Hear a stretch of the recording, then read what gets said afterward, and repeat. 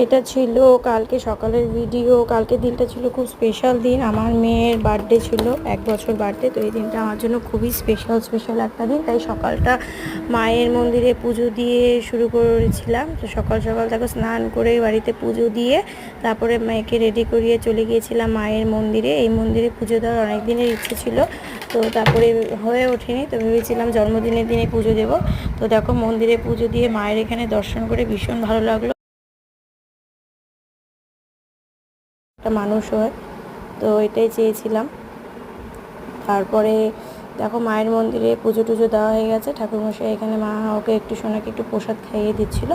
ও সুন্দরভাবে বসে প্রসাদ খাচ্ছিল।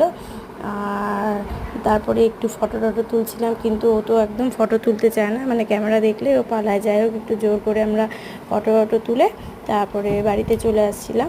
তারপরে এরপরে আমরা কিভাবে সেলিব্রেট করলাম সেটাও তোমাদের সাথে শেয়ার করব।